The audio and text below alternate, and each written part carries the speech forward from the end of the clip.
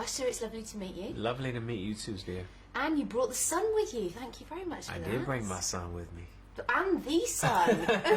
Your son and the sun. Well, Good combination. Well, wherever I am, he's always shining light. You know, I'm normally accustomed to London fog, so I knew I'd have my little piece of sunshine every day I woke up. But fortunately, it's been very beautiful. Unfortunately, I have not been able to get out in it because we've been here doing this junket. But it's for a great cause. I'm happy that after 4 years, I'm able to come back now with an album. Very proud of it. Here I stand on stands May 26th, and want to talk to you a little bit about it. So how was it different from the last album? Well, one, the range of experiences and emotion is much different than the last one. Of course, I'm in a different place.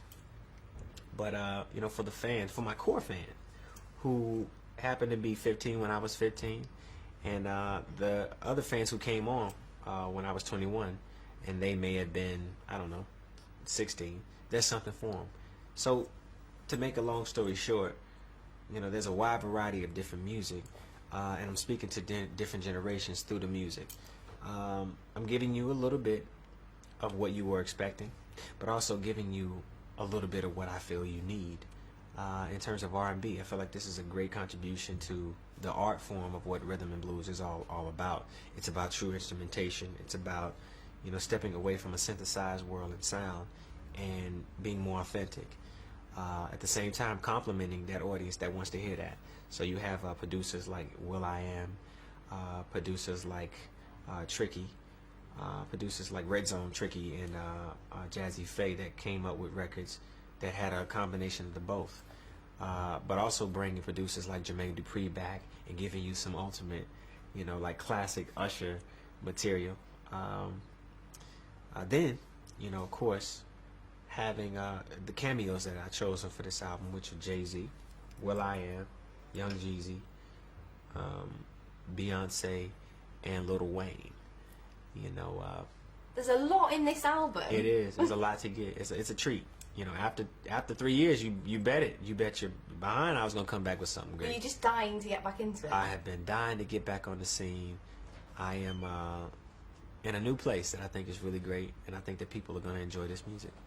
You say you're in a new place. In what sense? Well, I mean, now coming back after, you know, being away now, a more mature, responsible individual. Of course, my conversation has changed. You know, I think that people noted me for my abs last time. I think you're gonna notice me or note me for my brains, hopefully. Well, maybe both. I mean, it's yeah. The body beautiful. It's a and little the bit mind about sex beautiful. appeal, no matter how you get it. You know, dads are sexy now. You know, that's what I've heard.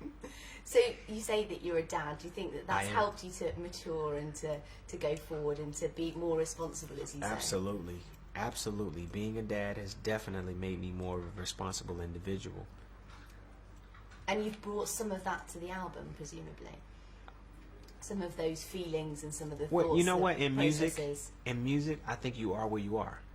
I think in being honest with where you are sometimes or what you choose to talk about, it kind of is a cursor for where you are in your life. You know, when you find love for the first time, what does that sound like? When you obligate yourself to a true relationship, what does that sound like? When you find out that you've identified someone that you want to spend a lifetime with, what does that sound like? Mm-hmm. You know, and these are stories that kind of are soundtracks for the people who are experiencing it. You know, for the guy who, you know, wants to settle down and go away from the wildlife and, you know, be in a relationship with a woman or have something more than just, you know, the exchange of energy, but yet companionship. There's a story there. There's a coming of age experience that takes place over this album. I started you with Loving This Club, which is, you know, kind of shallow. You know, it is the guy who's in the club, you know, sees the girl, this is what he feels, this is what he says. That takes 2.5 years back, that's where I was, and walk you through the journey of where you get where I am and how you get where I am. You say that you want to make people care about love again. Yeah. That's quite a challenge, isn't it? We're a cynical lot. Well, I would hope that the world isn't, you know, as shallow as it sometimes seems, redundant. You know, as you hear the same song, it's like, man, I've heard that one before. You know, I challenge myself to give topics that I felt like would allow people to open up their eyes, hearts, minds, and think outside of the box. You know, as you become a little older, your preference changes. You know, or maybe there's that record that you just love. It may not necessarily be all about the club. It may be a more substance-filled record. You know, there's a little bit of that. You know, at the same time, I can't put down the reality of what I know people love and expect from me. So I give them records like What's Your Name? Records like Love in This Club, which gives you a bit of what you were expecting. Records like Appetite, you know, records like We'll Work for Love are different. Records like Here I Stand, that's a different Usher. Man, you know, it kind of represents the growth in the album. It sounds like you've got, you know, split personalities here. Yeah. It's the man with the abs, the man with the brain. Yeah. You know, as you grow up, I think you grow more seasoned, or you should, you know, from the wide range of knowledge that you get along the way.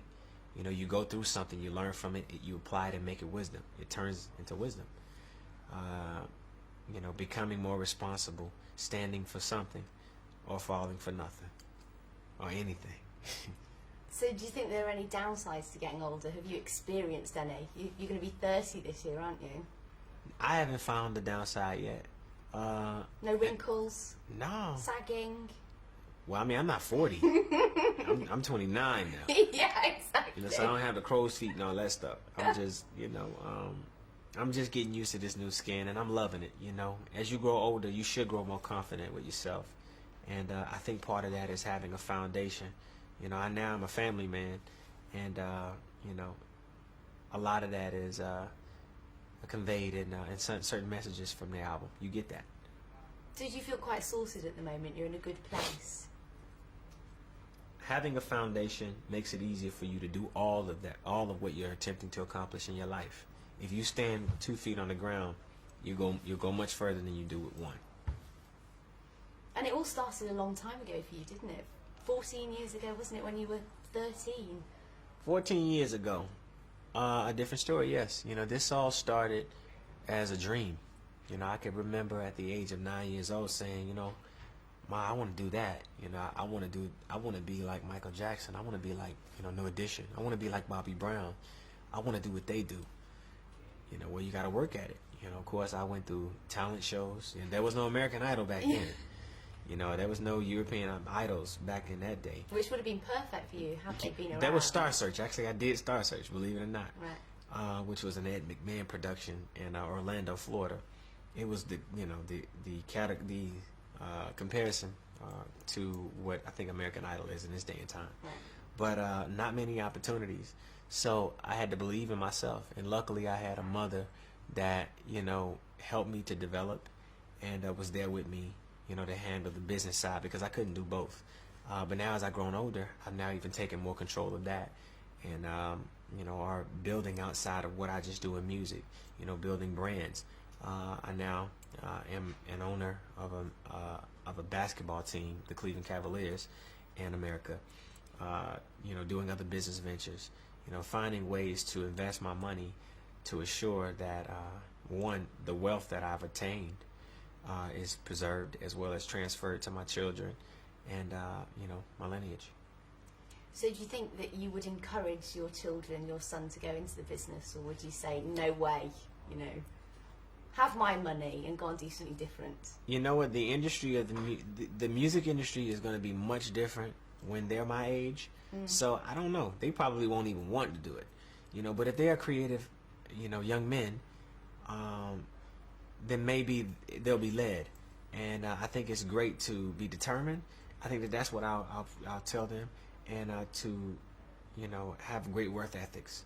You know, you gotta work at it if you want to be great at it, period. And, you know, be benevolent in your approach. You have to, you know, want it and take no for it. You will never take no for an answer. I can do it. No, I'm gonna do it. I'm gonna be good at what I do, and never let anybody tell you you can't. Now, I know you want to get out into the sun, so we're going to have a quick fire round, if that's okay with you. Fire off. Some quick questions. And boom! Oh, I've even got sound effects. This is great. I want a high and a low of your career up to this date. A high and a low up to this date of my career. I say the lowest point that I've ever been is when I lost my voice. The highest point is when I won a Grammy for Best Vocal Performance. Brilliant. And who would you most like to work with? Who would I most like to work with? I'd most like to work with... You've only got one. Michael Bublé. A best bit of gossip that's been written about you? Best bit of gossip that has been written about me. Like the best? Or the stupidest, or the most ridiculous? The stupidest? Oh, I read something so stupid last night that I don't love my kids. This is the craziest rubbish I've ever heard in life. You know, people are always, you know, misinterpreting what they see. You know, in an interview, I think that I've really been speaking highly of my son, my youngest, Usher 5. But for someone to say, oh, he doesn't love his stepkids as much, I'm like, are you crazy? I love them. Love them to death. So to life. Sorry, let me put that out there. So have you ever changed a nappy? What's a nappy? On A diaper. A diaper, yes. A diaper. Yes, of course. Many a diapers. Good Yeah. dad. And have you got a favourite British football team? Because I know you're a fan of Beckham, aren't you? Who was obviously United. I've not studied the sport to have a favorite. No, I haven't. Okay, and finally, your favourite thing about London? Favorite thing about London? My favorite thing about London... There's so many, clearly. The audience. I love my London fans. You know, I will tell you this. The first time that I'd ever experienced like a heightened fans, you know, like fan frenzy was here. You know, and every time I come back, I'm always, you know, well perceived and people are excited to see me. But at the concert, they always know how to have a great time, not inhibited by anything. They just come to have a great time. Well, that's a pretty good favourite thing about London. Yeah. Well, thank you ever so much. That was absolutely great. And Thank it's you. lovely to meet you. Thank you. Porridge, that's the other thing. Porridge. I love the porridge in London. Oh, porridge. Porridge. Yeah. Porridge for Usher. There it is. I wouldn't have expected you to say that. Yeah. Great. Well, thank you so much. Thank you.